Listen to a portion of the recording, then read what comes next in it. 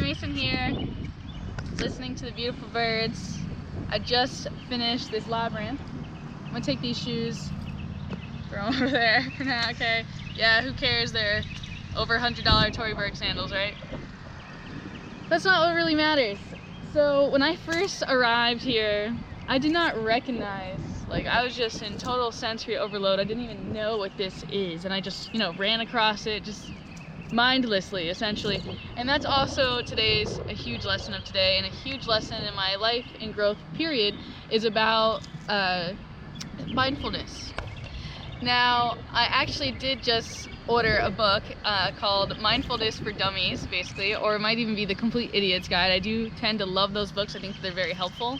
I'm kind of distracted right now because even here in Virginia, I'm witnessing chemtrails occur.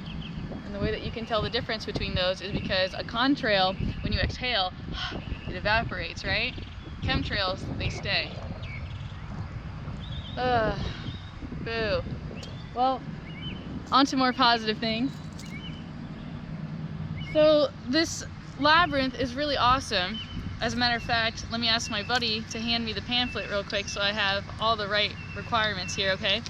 So on this thing, it mentions how to walk the labyrinth, right? And it says the 11 circuit stone labyrinth in front of the historic hospital building, now the ARE Health Center in Spa, is modeled after the labyrinth at Chartres, excuse my pronunciation, Cathedral in France. At 40 feet in diameter, it creates a safe area to simply walk and think and to enter into deep meditation. While most people enter the labyrinth with a specific intention in mind, others walk just for pleasure. The labyrinth can help you find spiritual guidance or a solution to a problem. Edgar Cayce suggested beginning by formulating a question with a yes or no answer for the most useful results. And now when you enter gracefully. Pause at the entrance with a prayer or to give thanks. State your issue or intention, and this can be done mentally. Take a few deep breaths and begin the walk. Walk inward. Move along the path at your own pace. Focus on your issue or intention for at least 2 or 3 turns. Examine your emotions. By the 4th turn, start releasing your thoughts and clearing your mind. When you stop thinking, a solution can begin to occupy your mind. Now in the center, if a solution comes to mind before reaching the center, continue with the walk. If a solution has not materialized, pause in the center to see if something will come to you, maintaining a meditative state. Okay? So walk outward. As you exit the center, examine how the solution offered might affect your life, health, finances, and examine your feelings. Okay, so right there, I want to pause because it's kind of creating a trigger, okay? So that line right there is very important because you have to think about the results. Yes, you may not necessarily have an answer, though focus on how it makes you feel to have that solution, or what's going to change, or what is possible that could possibly change if you could just find your result, or if you could figure things out, right? One thing for me was I struggle to focus and to sit still. So I started thinking, yeah, on the way back, how different would my life be if I could actually focus and sit still or whatever, right? I started thinking man, I started getting these rush of emotions, how I could just fully fly forward, and really excel in my life. So I would kind of like for you to kind of do the same thing. Just picture, no matter what your situation is, to kind of focus on what it would feel like to have that resolved. And then I think if we can kind of focus on that emotion, that we can draw our frequency towards that level and figure it out on our own.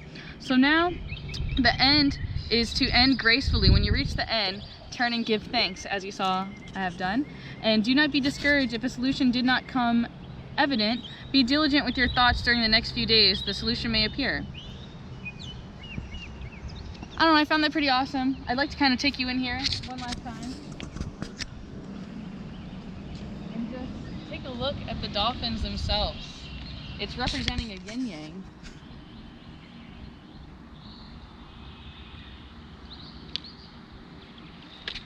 And I'm just totally madly in love with all of the Edgar Cayce readings, the material, and I'm just kind of blown away by this place. I mean, it has a great energy. Can't lie, I kind of got lost in the fantasy of what it'd be like if I worked here, or if I could somehow participate in this place or something. I mean, I don't really know. I just know that I am called to spend more time here, and the energy is very nice. I mean, everyone just, it's different, and perhaps it's different all over the world, and there's other places I'm really called to right now. Peru and perhaps try a ayahuasca retreat. I'm looking at one right now, and I'm just fully open.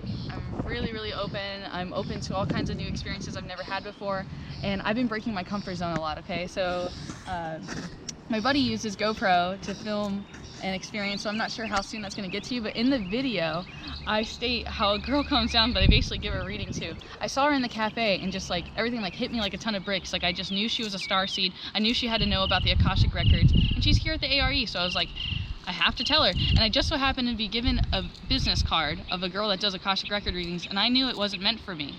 So I knew I was meant to give it to her, so that way she always had a piece to know about the Akashic records.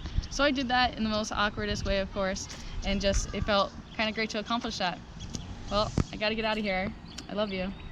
Bye.